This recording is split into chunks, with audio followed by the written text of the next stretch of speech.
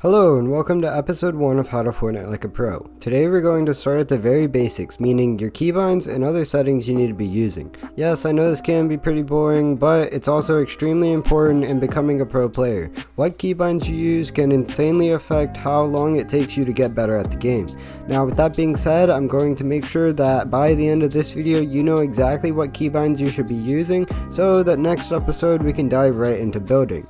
So make sure to drop a like and subscribe. In this series I'm going to also put some of your comments in the beginnings of every video, so drop a comment so that you can be in the next video. Also make sure to use supporter creator code Kool-Aid1K in the item shop before buying anything so that you can directly support me.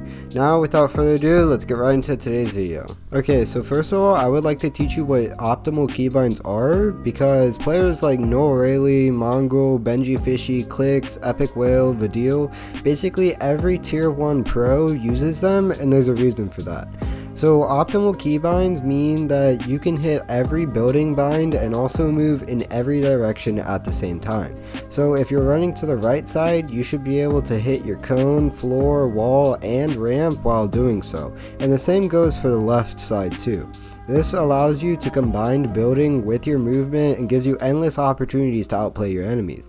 You're probably thinking, well, Kool-Aid, what does some optimal keybinds look like? Well, let's get right into that. Okay, so we're going to start with keyboard and mouse binds first. If you play controller, I have timestamps in the description so you can skip this part, but here on keyboard and mouse, we're going to focus on the main settings you should be running.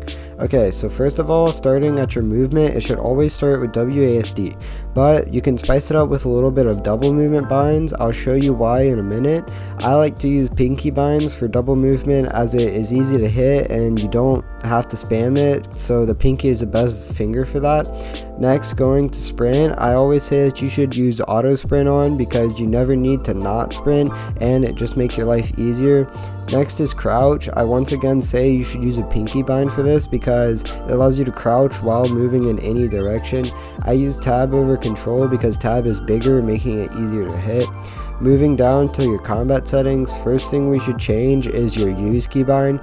We're going to put this as scroll wheel up. This allows you to spam pick up any weapons, so it's the best way to win a 50-50 chest. For your pickaxe and weapon binds, normal number binds are completely fine, but if you can't reach them because you have small fingers or something, try some thumb binds like X, C, V, or Z. Some pros do use that. Moving down to building binds, wall should be on your mouse button, floor should be E, stairs should be the other mouse button, and cone/roof should be Q. This lets you place every single bind at the same time, so it makes like wall replacing or anything like that pretty easy. Okay, so the next thing we're going to cover is editing. For editing, you should use F. Index finger binds are the best for keyboard and mouse because it lets you spam it the easiest, but make sure that you also play with edit on release on because it will make learning how to edit much easier. Also make sure that you use scroll wheel reset. For this, all you have to do is go down to your building edit bind, choose the second bind and put it as scroll wheel down, then go to the reset bind edit and change the second one to the same thing, scroll wheel down. Now for double movement, I use a software called X2 keys that allows you to actually get controller movement without using a controller. I will have the link down below where you can download that, and I'll have my settings up on the screen for that. So that's about it, guys. Now let's move on to controller. Alright, so for my controller players, the truth is if you don't play claw or use paddles, you cannot truly have optimal keybinds. That's why I recommend you switch to one of them. Now with that being said, I'm going to give you guys some good claw keybinds that I use myself. Okay, starting at your combat controls, jump should be up on the D-pad so you can hit this with your left index finger.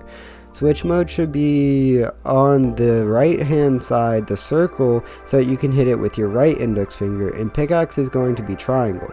Editing is going to be left stick so that you can use this while moving, and crouching is going to be right stick so that you can crouch while looking around. Everything else doesn't really matter, but you can go ahead and copy mine if you want.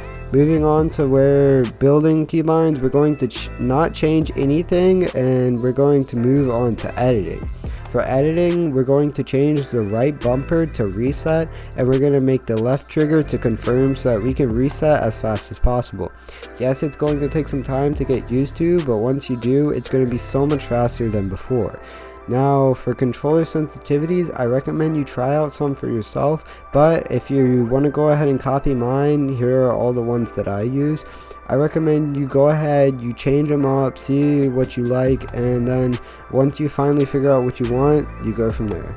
Now, that's all we got for controller settings. Now for the last little bit, I'm just going to talk about some extra little settings you should use that will make your life a little bit easier. So starting with edit on release, that's a real big one. Always have it on. Having it off makes editing 10 times harder.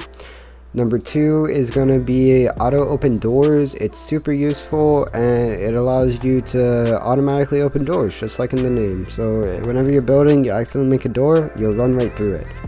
Alright, and that's everything in this video, guys. If it was helpful, make sure to drop a like and subscribe. We covered all the keyboard and mouse settings, all the controller settings. If you did miss anything, there's going to be timestamps in the description, so don't worry. And also remember that this is episode 1 of the series. Next episode, we're going to be covering actual building and how to do that correctly. So make sure to stick around for that. Peace out, guys, and have a great day.